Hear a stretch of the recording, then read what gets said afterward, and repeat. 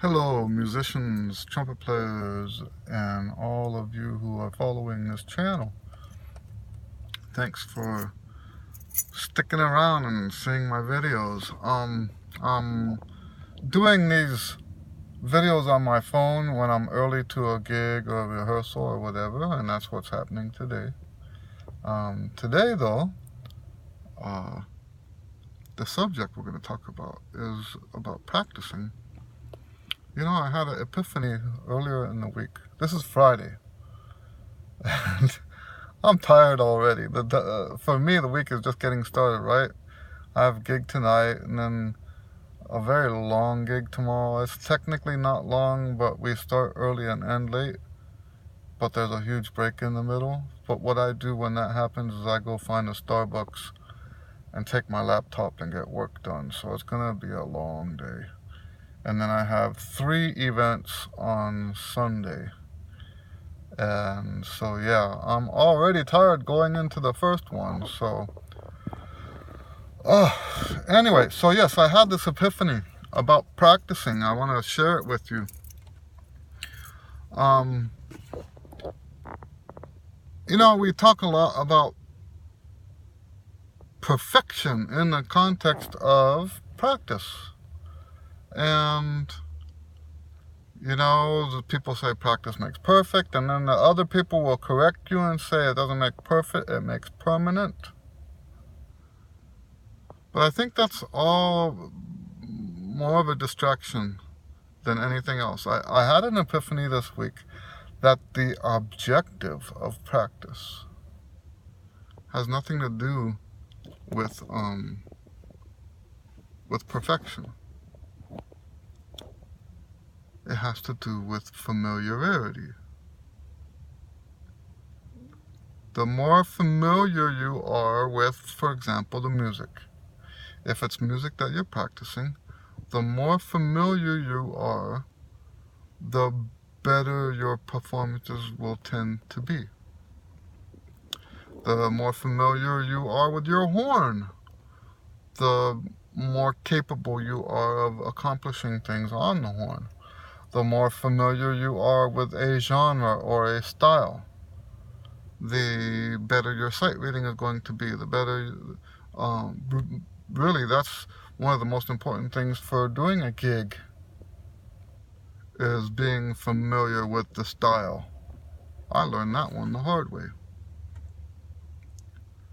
Perfection is not the object. If you have perfection as the purpose of practicing, first of all, you know that perfection is not possible, right? Because the better you get, the more there is to your playing that you're going to be unsatisfied with. That's the truth of a musical career, right? That's why I always suggest, if you are someone who wants to be a musician because you love making music so much,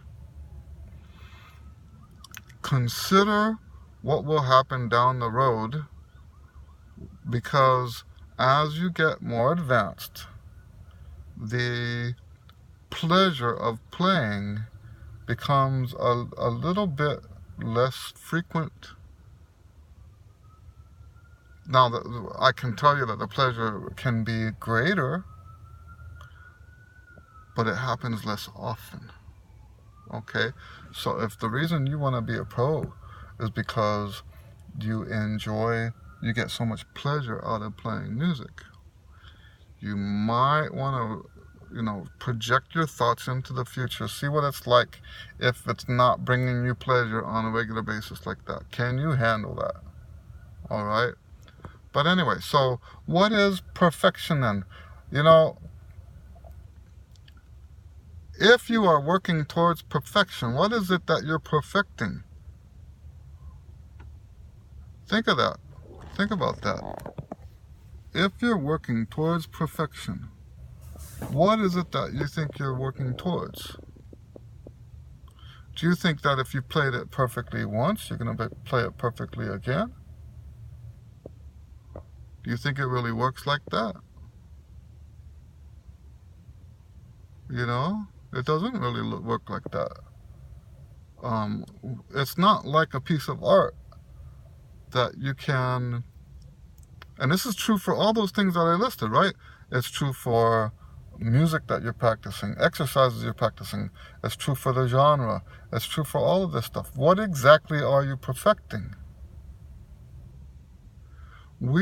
So if you compare this to a work of art, you can spend the time and smooth out the strokes, the brush strokes. You can get the coloring exactly right, and you don't release the product until it's exactly perfect, right? How does that apply to trumpet or music? We're in a performance idiom. What is exactly are you perfecting? You're not perfecting anything tangible. Does that make sense? So really what we're looking at is becoming more familiar. And that's why, by the way, I've seen this, it's happened to me, but even more so with my students. Sometimes people are so talented that they can play something well the first time, right? Well, if they're that good and they can play it perfectly, let's not say perfect, but very, very well. Very low level of problems, very low level of mistakes, right? That the fact that you got it right in your practice time once or twice, and now you don't feel like you have to practice it. How does that translate into the actual performance? I can tell you from experience that it doesn't translate as well as a person who didn't play it very well their first time, put the effort into practicing the music. Now, in this case, I'm talking specifically about learning a piece of music, right? Because that's a very clear way of demonstrating what I'm talking about. But all of this does apply to learning your horn in general and learning genres and styles and stuff like that, okay? So, someone who wasn't as talented but spent the time and became familiar with the music is more likely to do well in a performance than the one who played it pretty close to real good, to perfect, right? Pretty close to perfect the first time. So now they're thinking, oh, I don't have to do this now. It's too easy. Yeah, that's not how it works. There's a lot of music now that I practice that is below my skill level. There's a concert I had, I guess about 2 or 3 months ago, and I'm not going to tell you what it is because that's going to sound arrogant, because other people think it's difficult music. I didn't think it was difficult. But we did one of these concerts where every song from the album, every song from the concert was a song from a famous album, and I got to be the trumpet player on that famous album.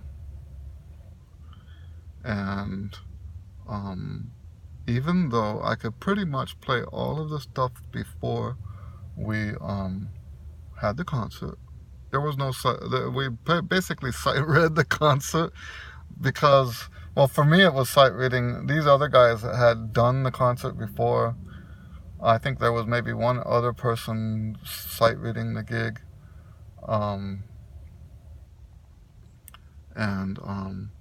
but here's the thing: even though the music was easy enough for me to sight read, I invested, and the way I practice now, I know exactly how much time I put into it because I have a sort of like a log. I know that sounds really, really dorky. It's not really a log. Not that I have anything against having a log.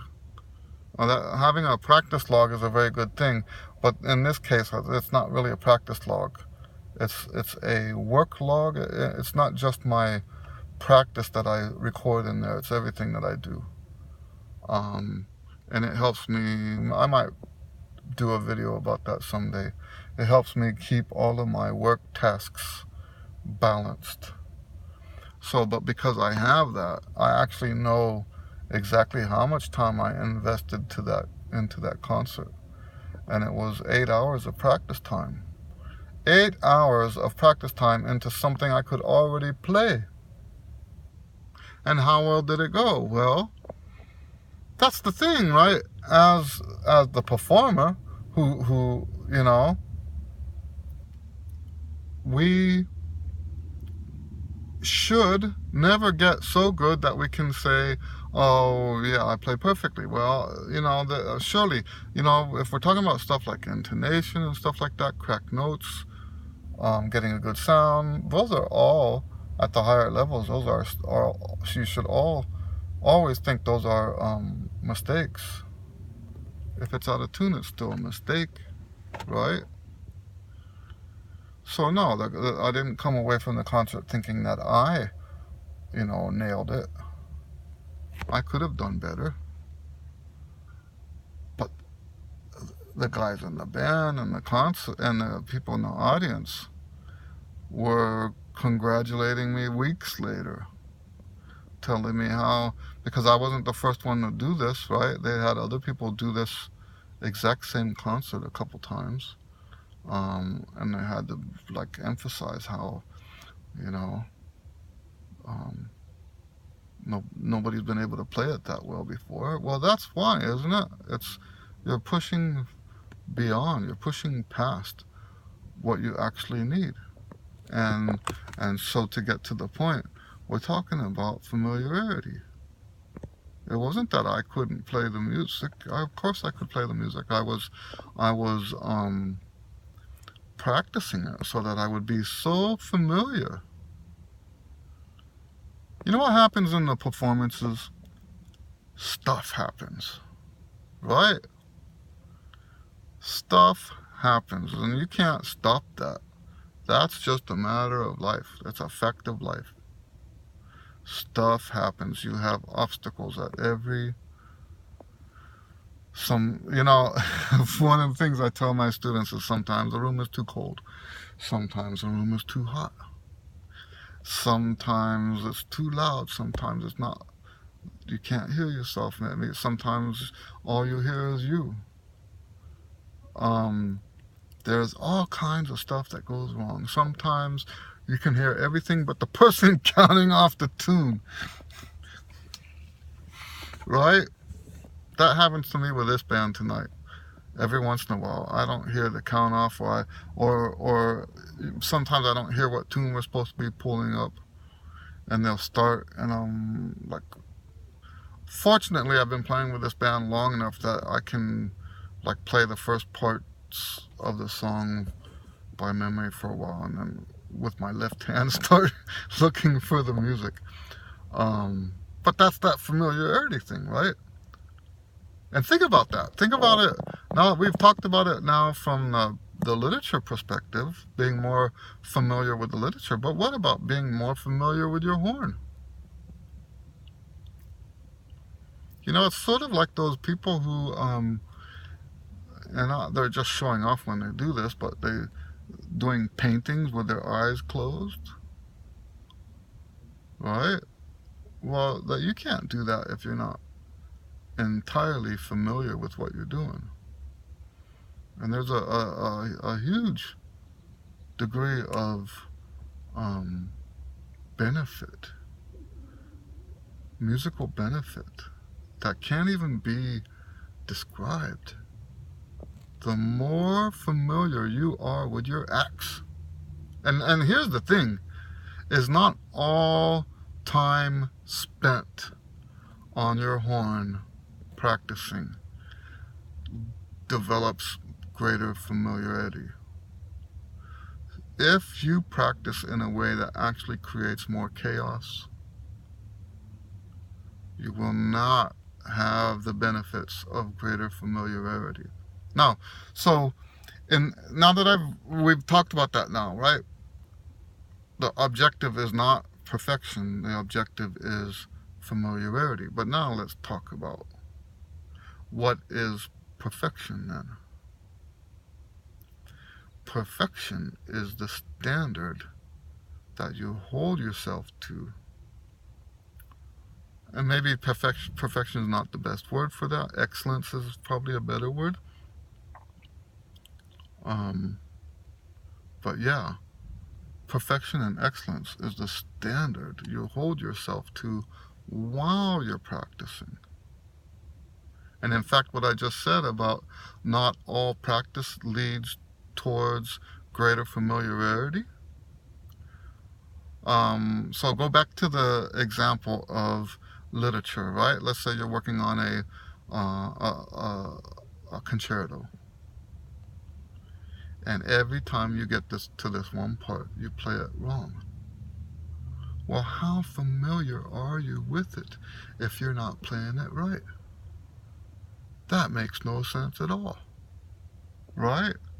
If out of the 100 times you repeated it, 70 times you did it wrong, you're not familiar with that. You're familiar more with the wrong way of playing than you are with the right way of playing.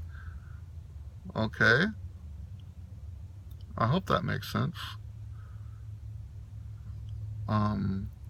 We want to be familiar with the correct. And that's just now going back again to the physical stuff, to the playing the horn in general.